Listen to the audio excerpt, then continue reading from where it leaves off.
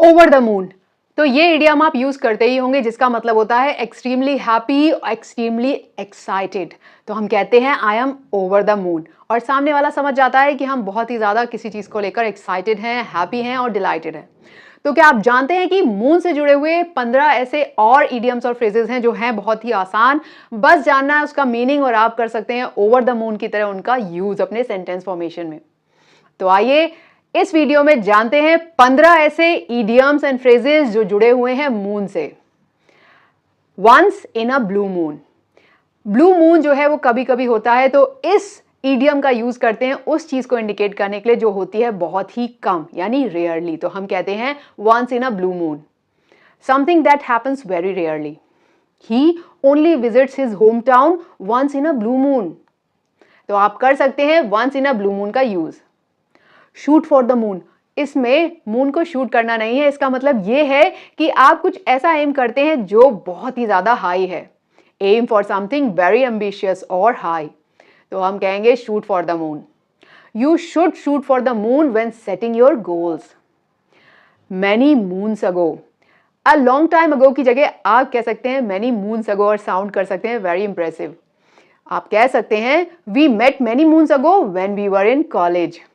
तो करिए इस आसान से फ्रेज का यूज, मैनी मून्स अगो यानी अ long time ago. Ask for the moon. इसका मतलब हिंदी में तो आप समझ ही गए होंगे, चांद मांगना।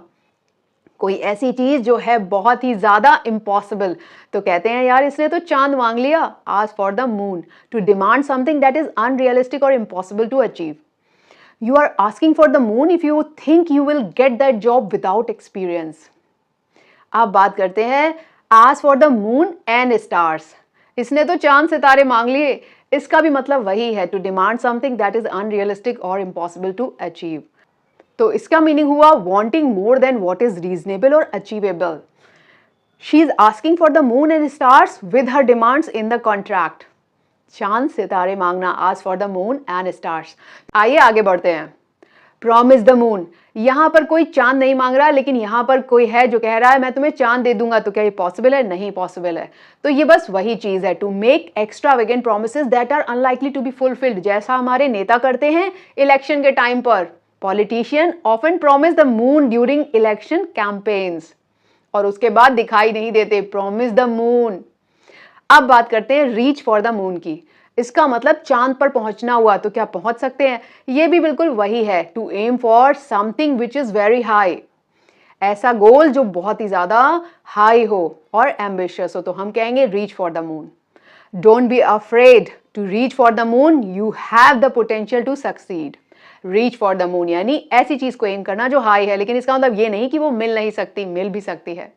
जैसे आदमी चांद पर पहुंच तो गया है। अब बात करते हैं अगले इडियम की, the dark side of the moon. ऐसी मून की जगह जो अभी तक अनएक्सप्लोर्ड है, तो बस इसी में छुपा है इसका मीनिंग। रेफर्स टू अननोन और मिस्टीरियस एस्पेक्ट ऑफ समथिंग।